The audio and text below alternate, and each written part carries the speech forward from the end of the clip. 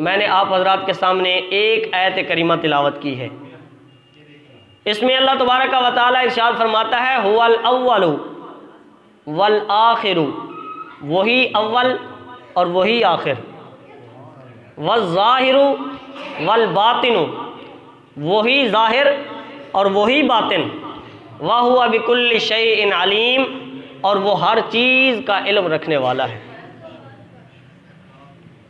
इस आयत की तफसीर में, इस आयत की वजाहत में बहुत बड़े मुफस्सिर मुहद्दिस और बड़े जय्यद आलिम दीन हज़रत शाह अब्दुल हक मुहद्दिस देलवी, जो कि बर्रे सगीर पाक व हिंद के बहुत बड़े मुहद्दिस, पाकिस्तान बनने से कई साल पहले, जो कि वो इस पूरे बर्रे सगीर के, इस पूरे इलाके के बड़े मुहद्दिस माने जाते हैं, उन्होंने अपनी किताब मदारिजुन नबुव्वा के अंदर इसी आयत के नीचे लिखा कि ये आयत करीमा हम्द खुदा भी है और यही आयत करीमा नात मुस्तफ़ा भी है।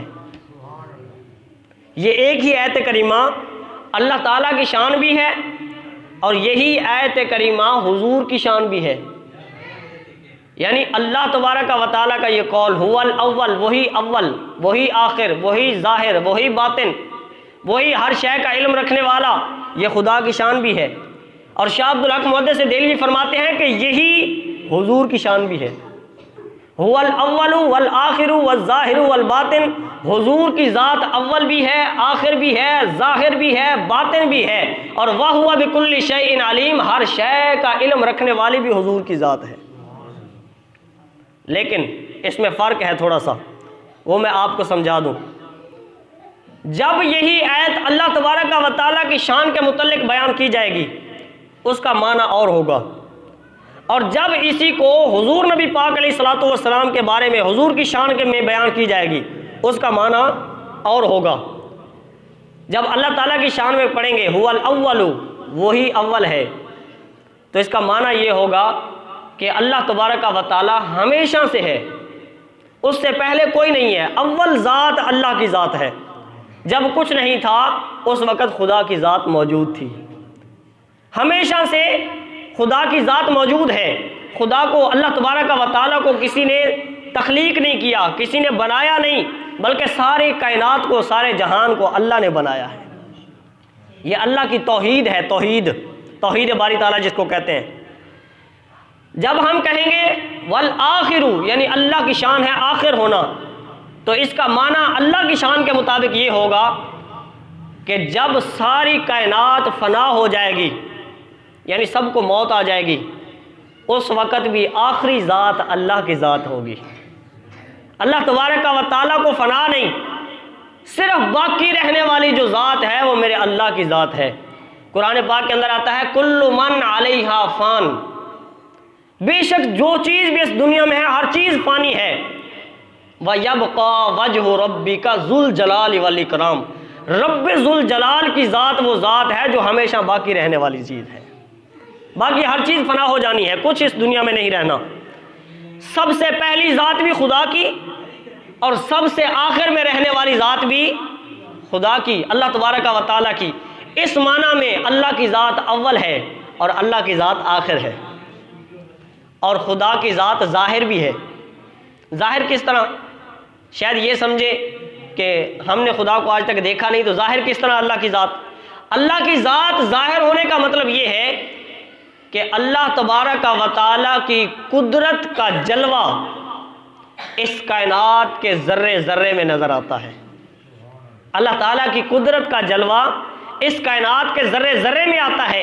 जब इस कायनात की तरफ बंदा गौर व खौज़ करता है, फ़िक्र करता है, तो उसे पता चलता है कि इस कायनात को बनाने वाला कोई है।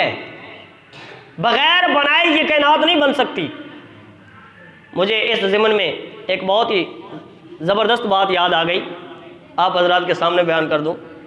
एक मुनाज़रा था दहरिया मज़हब और मुसलमानों के दरमियान। दहरिया कौन है? जिनका अकीदा ये है कि कोई खुदा नहीं, खुदा की ज़ात है ही नहीं। वो कहता कोई खुदा नहीं, कोई कुछ नहीं, बस ये खुद ब खुद ही दुनिया बन रही है, ये खुद ब खुद ही लोग दुनिया में आ रहे हैं, ये जा रहे हैं, कोई क़यामत नहीं, कोई हिसाब किताब नहीं, कोई सवाल जवाब नहीं। वो कहता है बस ये दुनिया खुद ब खुद ही बन गई है, अब ये जनाब आगे बढ़ रही है, इसी तरह चलती रहेगी, बढ़ती रहेगी। ये दहरिया मजहब का अकीदा है। और हमारा अकीदा क्या है? सारी कायनात को बनाने वाला अल्लाह तबारक व तआला है। तो एक मुनाजरे का दिन कायम हो गया मुसलमानों का और दहरियों का। दहरियों की तरफ से भी कोई होगा उनका मजहबी रहनुमा, मुसलमानों की तरफ से थे हज़रत इमाम आज़म अबू हनीफ़ा रहमतुल्लाह ताला अलैह, जो फ़िक़्ह के एक इमाम है, जिनकी वजह से हम अपने आप को हनफी कहते हैं, अहनाफ हनफी कहते हैं ना हम अपने आप को। वो फ़िक़्ह के इमाम इमाम आज़म अबू हनीफ़ा रहमतुल्लाह ताला अलैह, ये मुसलमानों की तरफ से मुनाजिर थे। अच्छा, जब मुनाजरे का दिन तय हो गया, मिसाल के तौर पर एक जगह मुख्तस हो गई कि फ़लाँ जगह पर फ़लाँ दिन में फ़लाँ टाइम पर मुनाजरा होगा, तो लोग बड़ी जनाब ज़ोर शोर से, मुसलमान भी वहाँ जमा हो गए, दहरिये भी वहाँ जमा हो गए, क्योंकि देखना था, हक़ और बातिल का मुकाबला होना था कि आज कौन हक़ पर होता है और कौन बातिल होता है। बड़ी तादाद में मुसलमान भी जमा हो गए, दहरिये भी जमा हो गए। जब मुनाजरे का वक्त आया, हज़रत इमाम आज़म अबू हनीफ़ा रहमतुल्लाह अलैह आप मुनाजरे में 2 घंटे लेट पहुँचे, मुनाजरे में 2 घंटे लेट पहुँचे। जब 10 बजे का, मिसाल के तौर पर 10 बजे का टाइम था मुनाजरे का, तो जब वो दहरिया का जो मजहबी रहनुमा था उस मज़हब का, उसने जब देखा कि मुसलमानों का मुनाजर नहीं आया, टाइम तो पूरा हो गया है, उसने बड़ा जनाब तकरीरें और जोश होश दिखाना शुरू कर दिया। लो जी, ये झूठे हैं, ये इसलिए नहीं आए, अगर सच्चे होते तो मैदान में आते, ये झूठे हैं आज इसलिए नहीं आए मुनाजरे पर, अगर सच्चे होते तो ज़रूर आते, ये कौन से मुसलमान हैं। उन्हें बड़ी जनाब 2 घंटे तकरीरें की उसने। 2 घंटे के बाद हज़रत इमाम आज़म अबू हनीफ़ा रहमतुल्लाह अलैह स्टेज पर पहुँच गए। जब आप स्टेज पर पहुँचे, बड़ी गौर से सुनना इस बात को, जब आप स्टेज पर पहुँचे तो उसने कहा, हाँ जी, आप पहले तो ये बताएं कि आप 2 घंटे लेट क्यों हुए। हालांकि तुम्हारा मज़हब ये कहता है कि जो किसी को वादा करो तो उसी पर अमल करो। तुमने 10 बजे का टाइम दिया तो तुम 12 बजे आ रहे हो, ये 2 घंटे तुम लेट क्यों हुए।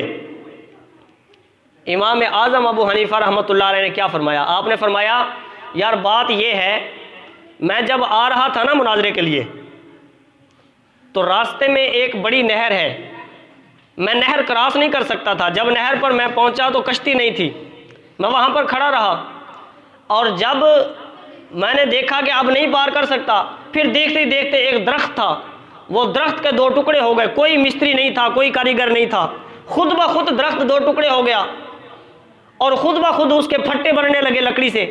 और जब फट्टे बन गए तो वो खुद ब खुद आपस में जुड़ते गए, उसमें पता नहीं कीलें कैसे लगती गई, वो जुड़ते गए। मेरे सामने देखते ही देखते कश्ती बन गई, और वो कश्ती फिर खुद ब खुद नहर में जा गिरी। जब कश्ती नहर में गिरी तो मैं उस पर बैठकर सवार होकर आ गया। उस कश्ती के बनने में इतनी देर लग गई कि 2 घंटे में लेट हो गया। बात समझ आई कि नहीं आई? इमाम आज़म अबू हनीफ़ा रहमतुल्लाह अलैह 2 घंटे मुनाजरे में लेट पहुंचे, तो उसने पहला सवाल किया कि आप मुनाजरे में लेट क्यों आए हैं। आपने फरमाया, दरमियान में नहर थी, रास्ते में मैं नहर क्रॉस नहीं कर सकता था। दरख्त मैंने देखा कि खुद ब खुद कट गया, खुद ब खुद उसके फट्टे बन गए, खुद ब खुद कश्ती बन गई, खुद ब खुद नहर में जा गिरी। मैं ऊपर बैठ कर आया हूँ, उसके बनने बनाने में इतनी 2 घंटे लेट हो गया, इसलिए मैं देर हो गया। वो जो दहरिया मजहब का रहनुमा था ना, उसने नारे लगाने शुरू कर दिए, लो जी, इससे बड़ा झूठ हो ही कोई नहीं सकता, इतना बड़ा झूठ।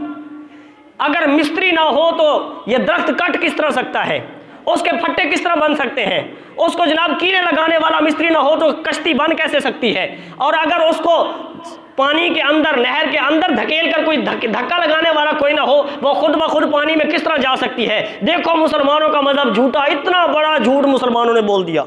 बड़े नारे लगाने लगा। जब उसने ये नारे लगाए तो इमाम आज़म, अब तवज्जो ज़रा मेरी तरफ रखिएगा, इमाम आज़म अबू हनीफ़ा रहमतुल्लाह अलैह आपने फरमाया, अक्ल के अंधो, यही बात तो मैं तुम्हें समझाना चाहता हूँ। कोई दरमियान में नहर नहीं, कोई मिस्त्री वाला मामला कोई नहीं आया, मैंने फ़कत तुम्हें समझाने के लिए 2 घंटे लेट आया हूँ। क्या समझाना चाहते हो? आपने फरमाया, तुमने खुद कहा कि अगर मिस्त्री ना हो तो दरख्त नहीं कट सकता, अगर मिस्त्री ना हो खुद ब खुद कश्ती नहीं बन सकती, अगर कोई धक्का लगाने वाला ना हो खुद ब खुद नहर में नहीं जा सकती। जब एक दरख्त, जब एक कश्ती एक मिस्त्री के बगैर नहीं बन सकती, तो बताओ ये सारी कायनात किसी बनाने वाले के बगैर ये कैसे वजूद में आ गई। उनका अकीदा था ना कि कोई खुदा नहीं है, कोई बनाने वाला नहीं है, खुद ब खुद बन गई ये सारी दुनिया, बस इसी तरह चल रही है, आगे ख़त्म होने वाली नहीं है। दुनिया में लोग आते जाएंगे चले जाएंगे, बस इसी तरह सिलसिला जारी रहेगा। हज़रत इमाम आज़म अबू हनीफा ने फरमाया कि अगर एक कश्ती एक बनाने वाले मिस्त्री के बगैर नहीं बन सकती, तो ये सारी कायनात किस तरह वजूद में आई। इसका भी यकीनन कोई बनाने वाला है जिसने इस दुनिया को बनाया है। तो अल्हम्दुलिल्लाह उस मुनाजरे में मुसलमानों को फतह हुई, क्योंकि आपने मसला पहली बात में ही समझा दिया। वो कुरान को तो मानता नहीं था, वो हदीस को मानता नहीं था, उसे अकली दलील से ही समझाना था, तो आपने अकली दलील से उसे समझाकर मसला वाज़े फरमा दिया, मुसलमानों की फतह हुई। तो ये इस बात की दलील है। इस कायनात को देखें आप, ये आसमान है, हम अगर एक मकान बनाना चाहें, कमरा बनाना चाहें, तो क्या ऐसा मुमकिन है कि उसकी छत हम पहले बनाएं और दीवारें बाद में? क्या ऐसा मुमकिन है? छत हवा में खड़ी हो सकती है? नहीं हो सकती। पहले आप दीवारें बनाएंगे, जब दीवारें मुकम्मल हो जाएंगी फिर छत ऊपर बनेगी। लेकिन अल्लाह ने आसमान का छत बना दी, कहीं दीवार आपको नजर आती है? ये रब की कुदरत नहीं तो क्या है? और ये इस बात की दलील है कि इस छत को ठहराने वाला, कायम करने वाला कोई मौजूद है। अगर वो मौजूद ना हो तो छत फौरन नीचे गिर पड़े, ऐसा है कि नहीं है? अगर ये दीवारें हम छत से इधर निकाल दें तो छत फौरन ज़मीन पर आ जाएगी। लेकिन अल्लाह तबारक व तआला ने आसमान को बग़ैर सहारों के, बग़ैर पिलरों के, बग़ैर दीवार के खड़ा कर दिया। यही मेरे खुदा की शान है। इसी को देखकर पता चलता है खुदा की ज़ात मौजूद है और उसने सारी कायनात को कायम रखा हुआ है। और याद रखो, ये सूरज, ये चाँद, ये सितारे, ये ज़मीन से उगने वाली फसलें, नबातात और इसमें चलने वाले कीड़े मकोड़े, हर चीज़ पर आप अगर गौर करते जाएं ना, तो एक एक चीज़ को देखकर हमें यह पता चलेगा कि अल्लाह की ज़ात मौजूद है। एक एक चीज़ से हमें यह पता चलेगा अल्लाह की ज़ात ज़ाहिर है। मैं ये बताना चाहता हूँ, खुदा की कुदरत का नज़ारा ज़ाहिर है। एक एक चीज़ को देखकर यह पता चलता है खुदा की ज़ात मौजूद है। देखें, पत्थर होता है, पत्थर को जब तोड़ा जाता है तो उसमें से कीड़ा बाहर निकल आता है। तो बताइए, जो बंद पत्थर है जिसमें सुराख भी कहीं से नहीं है, उसके अंदर जो कीड़ा बंद है वो सांस कैसे लेता है? उसको पत्थर के अंदर खाना पीना कैसे मिलता है? वो वहाँ पर खाता पीता क्या है? किस तरह वहाँ पर जिंदा रहता है? मानना पड़ेगा अल्लाह की ज़ात मौजूद है जो पत्थर के अंदर भी कीड़े को रिज़्क़ अता फरमा देता है। ठीक है ना? मछलियां हैं, बाकी जितनी भी मखलूक, मैं मुख्तसर कह दूं, आप इस कायनात के जर्रे जर्रे में अगर आप गौर करें, आप अपने जिस्म पर ही गौर कर लें। अल्लाह ताला ने कैसा हमारा जिस्म बनाया, हमें देखने के लिए आंखें, ऐसी आंखें अता फरमाई कि कैमरा के आजकल जितने भी कैमरे बन चुके हैं उनके 1000 पिक्सल तक भी कैमरा बन चुका, लेकिन वो भी उतनी कवरेज नहीं दे सकता अल्लाह ने जैसी कवरेज इस आँख को अता फरमाई है। इस आँख का मुकाबला नहीं हो सकता। अल्लाह ने हमें समाज के लिए कान अता फरमाए कि हम ऐसी आवाज़ को सुन सकते हैं। ये अल्लाह की बहुत बड़ी कुदरत है। यकीनन हमें यह मानना पड़ेगा वो खुदा की ज़ात मौजूद है जिसने सारी कायनात को तख्लीक फरमाया है। इससे साबित होता है खुदा की ज़ात ज़ाहिर भी है। खुदा की ज़ात, अल्लाह की ज़ात ज़ाहिर भी है। और दूसरी सिफ़त है वल बातिन, अल्लाह की ज़ात बातिन है, छुपी हुई ज़ात है। ज़ाहिर भी है कि हर शय में खुदा की कुदरत का जलवा नज़र आता है, लेकिन अल्लाह की ज़ात छुपी हुई है। छुपी हुई किस तरह? छुपी हुई इस तरह है कि आज तक अल्लाह तबारक व तआला को हकीकी तौर पर हमारे मुस्तफ़ा के अलावा और किसी ने नहीं देखा। हज़रत आदम अलैहिस्सलाम से लेकर हज़रत ईसा अलैहिस्सलाम तक कमोबेश 1,24,000 अंबिया तशरीफ़ लाए, लेकिन जो मेराज हमारे मुस्तफ़ा को अता हुई वो आज तक किसी को अता नहीं हो सकी। खुदा की आवाज़ को कोई नहीं सुन सकता। खुदा के हाथ पाँव से खुदा पाक है। अल्लाह तबारक व तआला खुद डायरेक्ट बोलने से यानी ज़ुबान से पाक है मगर बोलता है, कानों से पाक है मगर सुनता है। अल्लाह ताला चलने से पाक है मगर अल्लाह हर जगह मौजूद है। ठीक है ना? इस माना में खुदा की ज़ात बातिन भी है, यानी छुपी हुई ज़ात भी है। मैंने एक जुमा पर अर्ज़ किया था कि अल्लाह तबारक व तआला को हवा से खमसा से महसूस नहीं किया जा सकता, यानी हम हाथ लगाकर नहीं महसूस कर सकते कि खुदा की ज़ात है। हम देख नहीं सकते, हम अल्लाह की आवाज़ को सुन नहीं सकते, हम सूंघ कर नहीं बता सकते जी, हम उसको देख कर नहीं महसूस कर, हम चख कर महसूस नहीं कर सकते। हवा से खमसा जो है, इससे अल्लाह की ज़ात को हम महसूस नहीं कर सकते। इस माना में खुदा छुपा हुआ यानी बातिन भी है, बातिन भी है। वाह हुआ बिकुल्लि शैइन अलीम, हर शय का इल्म रखने वाला वो भी मेरे अल्लाह की ज़ात है। हमारे जहन में इस वक्त क्या चल रहा है, हमारे दिमाग में, हमारे दिलों में इस वक्त क्या ख्यालात हैं, मेरा अल्लाह उसको जानता है। बल्कि मैं ये कहूँगा हमारे दिलों में, जहनों में ख्यालात आते ही बाद में है। मेरे अल्लाह को पहले से इल्म होता है कि ये बंदा क्या सोचेगा, ये बंदा क्या करेगा, ये खुदा का इल्म है। वह हुआ बिकुल्लि शैइन अलीम, अल्लाह हर शय का इल्म रखने वाला है। ये तो हो गई ना अल्लाह की सिफ़त, अल्लाह की शान। लेकिन शाह अब्दुल हक मुहद्दिस देलवी जिनका मैंने तज़किरा किया, वो ये फरमाते हैं कि ये आयत करीमा अल्लाह की शान भी है, यही आयत करीमा मुस्तफ़ा की शान भी है।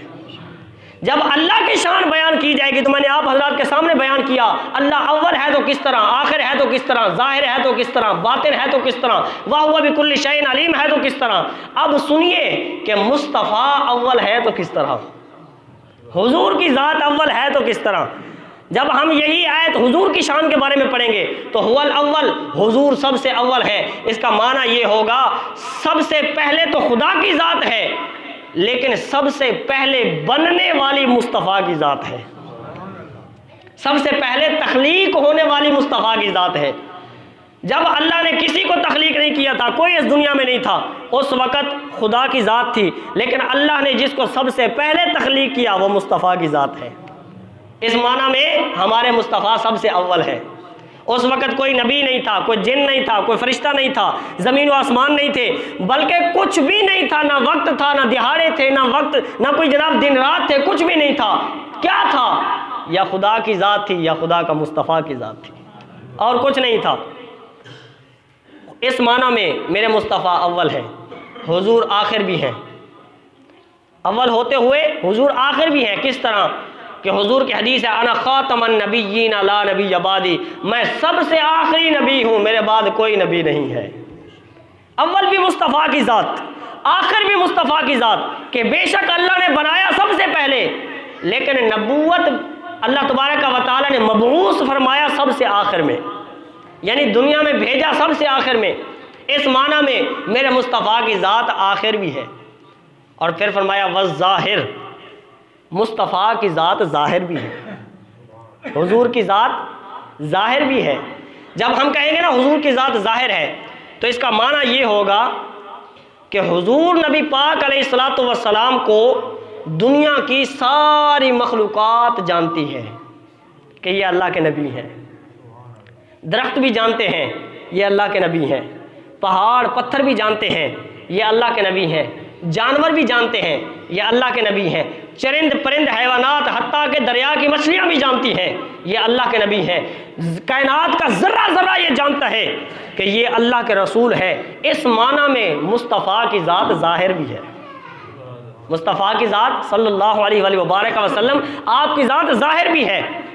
हुजूर के एक सहाबी हैं हज़रत सफ़ीना रज़ी अल्लाह ताला अन्हु, और ये सफ़ीना किसको कहते हैं? आप हज़रत पढ़े लिखे बैठे हैं, उर्दू ज़ुबान में सफ़ीना किसको कहते हैं? सफ़ीना का माना है कश्ती। क्या माना है? कश्ती। सफ़ीना का माना है। तो जब एक मरतबा हुजूर नबी पाक अलैहिस्सलातु वस्सलाम साथ थे और सहाबा किराम भी थे, ये हज़रत सफ़ीना जा रहे थे, तो हुजूर ने अपना सामान इनको दे दिया, लोग ये सामान उठाओ, मेरा सामान भी साथ ले चलो, और बाकी लोगों ने भी अपना सामान दे दिया कि हमारा सामान तुम साथ लेकर चलो। वो सामान उठाए और चल पड़े। तो हुजूर ने फरमाया कि ये हमारा सफ़ीना है, ये हमारा सफ़ीना है। सफ़ीना का माना कश्ती, यानी ये जिस तरह कश्ती पर सामान लाद दिया जाता है, हुजूर ने फरमाया ये हमारा सफ़ीना है। अब उस सहाबी का नाम किसी को कोई पता नहीं, हुजूर की ज़ुबान से निकला हुआ लफ्ज़ आज तक हदीसों में चला आ रहा है, हज़रत सफ़ीना रज़ी अल्लाह ताला अन्हु। हकीकी नाम का किसी को पता नहीं, हज़रत सफ़ीना रज़ी अल्लाह ताला अन्हु। आप फरमाते हैं एक मरतबा मैं जंगल के रास्ते पर जा रहा था कि मैं रास्ता भूल गया, रास्ता भटक गया। अचानक मेरे सामने जंगल का दरिंदा शेर आ निकला, मेरे सामने आ गया अचानक। ये हज़रत सफ़ीना खुद कहते हैं कि मेरे सामने जंगल का दरिंदा शेर आ गया। जब मेरे सामने आया और उसने ज़ोर से धाड़ा, आवाज़ लगाई, क्योंकि वो भी भूखा था और ज़ाहिर जानवर है, जंगली दरिंदा है। उसने जब इंसान को देखा तो उसकी जो है भूख मज़ीद तेज़ हो गई होगी। हज़रत सफ़ीना कहते हैं वो मेरे सामने आकर धाड़ा ज़ोर से, जैसे गरजा, जैसे अभी मुझ पर हमला करने वाला है। हज़रत सफ़ीना ने क्या कहा? आप फरमाते हैं मैंने कहा, ओ शेर, या इब्नुल हारिस, ओ शेर के बच्चे, अना अब्द रसूलिल्लाह, मैं नबी का ग़ुलाम हूँ। क्या कहा? ओ शेर के बच्चे, मैं नबी का ग़ुलाम हूँ। इब्नुल हारिस, हारिस का माना है शेर। ओ इब्नुल हारिस, ओ शेर के बच्चे, अना अब्द रसूलिल्लाह, मैं नबी का बंदा हूँ, नबी का ग़ुलाम हूँ।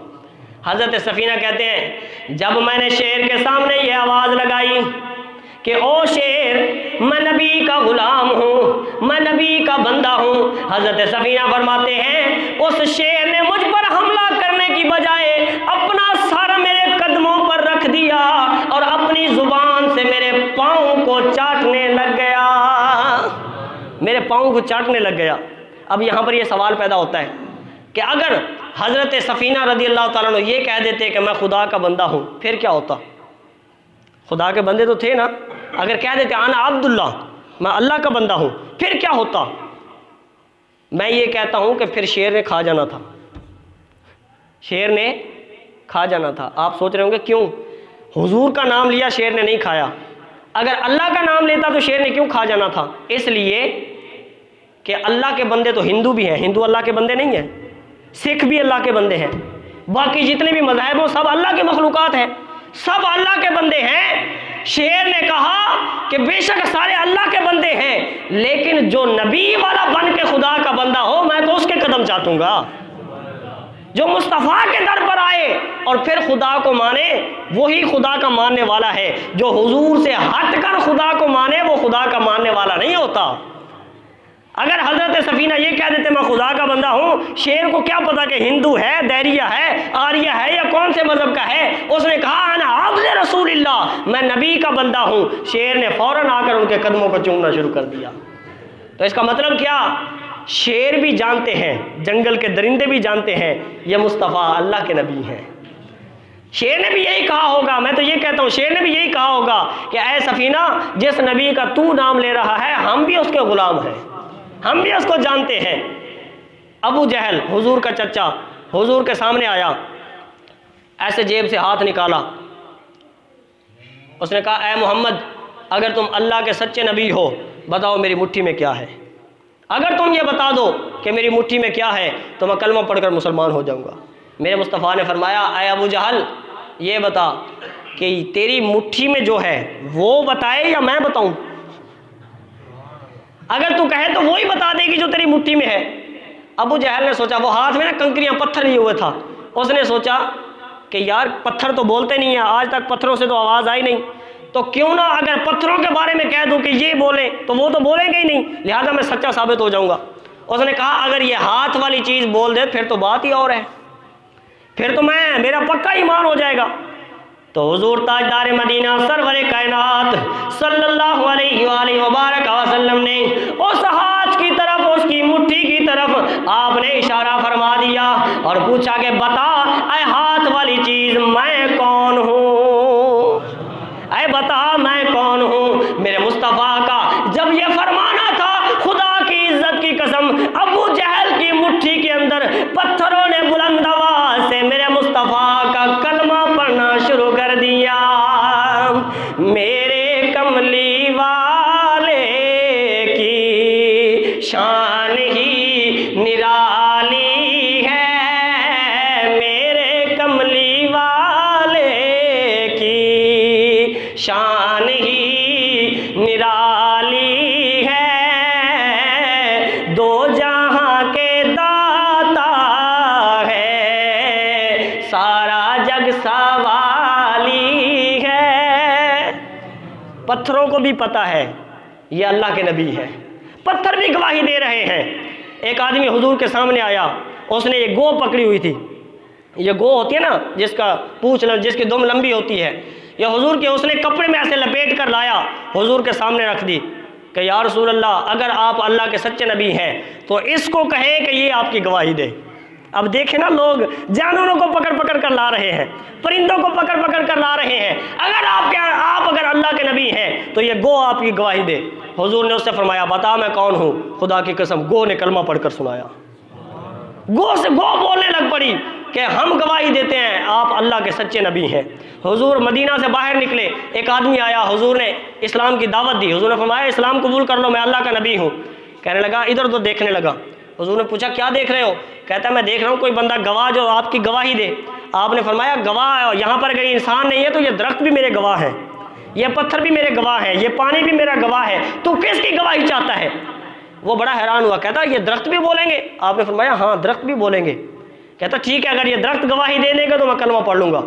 मेरे मुस्तफ़ा करीम अलैहिस्सलाम ने फरमाया कि तू ऐसे कर, मैं उस दरख्त से कुछ नहीं कहता, तू जा उस दरख्त की टहनी को पकड़, उसे जाकर हिला, उसे कहे वो सामने जो शख्स है वो तुझे अपने पास बुला रहा है। हुजूर ने कहा, मैं नहीं जाता, तू जा उस दरख्त से कह, वो जो सामने शख्स है वो तुझे बुला रहा है। अब वो शख्स चला गया, उसने जाकर टहनी को ऐसे पकड़ा, पकड़ने के बाद कहा, वो सामने जो शख्स खड़ा है वो तुझे बुला रहा है, वो तुझे बुला रहा है। अभी ये उसका कहना था, दरख्त ने ऐसे जुम्बश खाई, हिलना शुरू किया। जब हिला, ज़मीन को चीरता हुआ जड़ों समेत वो दरख्त मुस्तफ़ा की बारगाह में हाजिर हो गया। जड़ों समेत ज़मीन को चीरता हुआ मुस्तफ़ा की बारगाह में आया। अब हुजूर ने पूछा, ऐ दरख्त बता मैं कौन हूँ? खुदा की कसम, दरख्त की टहनियों से एक एक पत्ते से आवाज़ आना शुरू हो गई, अशहदु अल्ला इलाहा इल्लल्लाह व अशहदु अन्ना मुहम्मदन अब्दुहु व रसूलुहु। मेरे भाइयों, मेरे दोस्तों, मैं सिर्फ समझाना ये चाहता हूँ, हुजूर की ज़ात अव्वल भी है, हुजूर की ज़ात आखिर भी है, हुजूर की ज़ात ज़ाहिर भी है। ज़ाहिर इस माना में है, दरख्त भी जानते हैं ये अल्लाह का नबी है, जानवर भी जानते हैं ये अल्लाह का नबी है, परिंदे भी जानते हैं ये अल्लाह का नबी है, पत्थर भी जानते हैं ये अल्लाह का नबी है। हज़रत सैयदा आमिना फरमाती है, जब ये लाल मेरे पेट के अंदर आया, मैं जिस गली से गुजरती थी पत्थरों से भी आवाज़ आती थी, ऐ नबी की माँ तुझ पर दुरूद व सलाम हो। दरख्तों से भी आवाज़ आती थी, ऐ नबी की माँ तुझ पर सलाम हो। इस माना में मेरे मुस्तफ़ा की ज़ात ज़ाहिर भी है, मेरे मुस्तफ़ा की ज़ात ज़ाहिर भी है। आखिरी बात, हुजूर की ज़ात बातिन भी है, छुपी हुई भी है। छुपी हुई किस तरह? हुजूर के साहबियाँ हज़रत सिद्दीक़ अकबर, अबू बकर सिद्दीक़, एक मरतबा हुजूर ने उनसे पूछ लिया, आया अबू बकर बता, मेरी हकीकत को जानते हो मैं कौन हूँ? मेरी हकीकत को जानते हो मैं कौन हूँ? अब आप बताइए, आप जिस बंदे के साथ बचपन में आपका जिस बंदे के साथ गुजर हुआ हो, यानी बचपन आपका जिसके साथ गुजरा हो और बचपन से वो आपके साथ हो, जवानी भी आपके साथ, बुढ़ापा भी आपके साथ, हमेशा आपके साथ रहा हो, और वो दोस्त आपसे कहे कि बता मैं कौन हूँ, तो आप कह सकते हैं भाई तेरा बचपन मेरे सामने गुजरा, तू फलां का बेटा है, फलां का पोता है, फलां जगह तेरा घर है, ये कौन सी बात है कि मैं कौन हूँ? अब हुजूर का बचपन भी गुजरा हज़रत सिद्दीक़ अकबर के साथ, जवानी भी गुजरी, लड़कपन भी हुजूर के साथ गुजरा, हुजूर के साथ खेलते रहते, बड़ी दोस्ती थी बचपन के साथ, बचपन से ही बड़ी दोस्ती थी हुजूर के साथ। और हुजूर उस सहाबी से पूछ रहे हैं, ऐ अबू बकर बता मैं कौन हूँ, बता मैं कौन हूँ, क्या मेरी हकीकत को जानता है? अब हज़रत अबू बकर ने क्या फरमाया, क्या अर्ज़ किया, या रसूल अल्लाह लम, या हुजूर ने, हज़रत अबू बकर सिद्दीक़ कहने लगे, या रसूल अल्लाह खुदा की कसम मैं आपकी हकीकत को आज तक नहीं पहचान सका, आपकी हकीकत को आज तक नहीं पहचान सका। आप बताइए, जो बंदा बचपन से हुजूर के साथ है वो ये कह रहा है कि या रसूलल्लाह आपकी हकीकत को मैं आज तक नहीं पहचान सका, तो आज 1400 साल के बाद कोई हुजूर की हकीकत को कैसे पहचान सकता है? जो बंदा सफ़र में भी हुजूर के साथ हो, जो बंदा हिजरत में भी हुजूर के साथ हो, जो जनाबे वाला हर जंग में हुजूर के साथ हो, और फौत होने के, वफ़ात पाने के बाद, इस दुनिया से पर्दा फरमाने के बाद जो आज रोज़ा रसूल में भी हुजूर के साथ हो, वो बंदा ये कह रहा है कि या रसूलल्लाह मैं आपकी हकीकत को नहीं जानता। फिर हुजूर ने क्या फरमाया, फरमाया लम यारिफनी हकीकतन गैर रब्बी, ऐ अबू बकर मेरी हकीकत को मेरे अल्लाह के सिवा कोई नहीं जानता, मेरी हकीकत को मेरे अल्लाह के सिवा कोई नहीं जानता। इस माना में मुस्तफ़ा की ज़ात छुपी हुई भी है, मुस्तफ़ा की ज़ात बातिन भी है। आखिरी सिफ्त है वह हुआ बिकुल्ली शैइन अलीम, हुजूर की ज़ात हर शय का इल्म रखने वाली है। अल्लाह ताला हर शय का इल्म रखने वाला है। कैसे? अल्लाह अज खुद इल्म रखता है, उसको किसी ने इल्म दिया नहीं, उसका अपना ज़ाती इल्म है। हुजूर हर शय का इल्म रखते हैं। कैसे? अल्लाह ने अता फरमाया है, अल्लाह का अता किया हुआ, ये फ़र्क है, याद रखें। लोग कहते हैं कि जनाब हुजूर के नबी के इल्म को खुदा के इल्म के बराबर मिला देते हैं। हरगिज़ हमारा ये अकीदा नहीं कि नबी का इल्म और खुदा का इल्म बराबर, ये हमारा अकीदा नहीं है। हमारा अकीदा तो ये है कि अल्लाह के इल्म को अगर 7 समंदर बतौर तमसील मिसाल के तौर पर अगर तस्लीम किया जाए, हालांकि अल्लाह के इल्म को मिसाल नहीं दी जा सकती, लेकिन समझाने के लिए कह रहा हूँ कि अल्लाह तबारक व तआला के इल्म को अगर 7 समंदर की मिसाल के तौर पर तस्लीम किया जाए तो उसमें से एक कतरा मुस्तफ़ा का इल्म है, एक कतरा।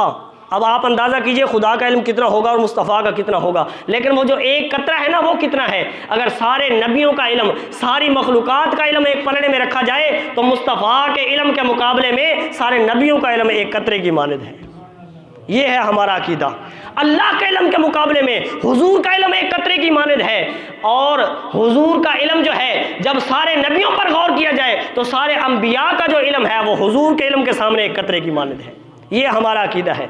आखिरी हदीस मुबारक बयान कर दूं ताकि मसले पर मजीद मोहर लग जाए। इस पर हुजूर की अहलिया मोहतरमा, हुजूर की ज़ौजा घर वाली उम्मुल मोमिनीन हज़रत आयशा सिद्दीक़ा रज़ी अल्लाह ताला, जो कि हज़रत अबू बकर सिद्दीक़ की बेटी हैं, रात को चारपाई पर हुजूर भी लेटे हुए हैं, वो भी लेटी हुई हैं, आराम फरमा है।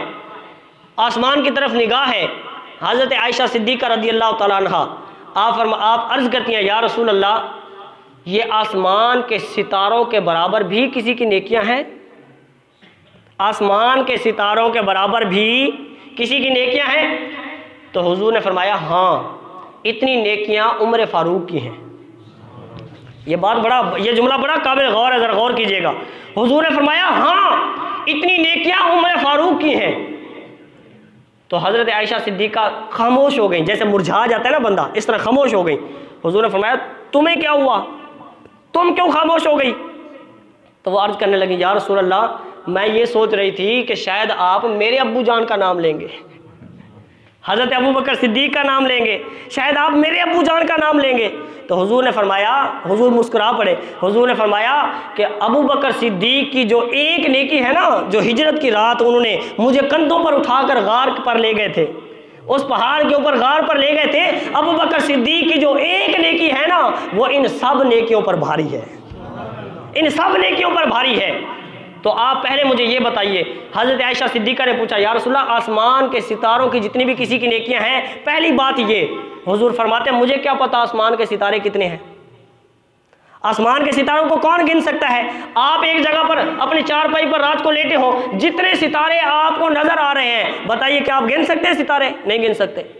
फिर सितारे इतने ऊंचे भी हैं कि वो नजर भी नहीं आते, वो भी सितारे हैं। लेकिन हजरत आयशा सिद्दीक़ा ने उस जगह का नहीं बल्कि पूरे आसमान का पूछा, या रसूलल्लाह, आसमान पर जो सितारे हैं, क्या इतने सितारों के बराबर भी किसी की नेकियां हैं? इसका मतलब हुजूर को इल्म है कि आसमान पर सितारे कितने हैं।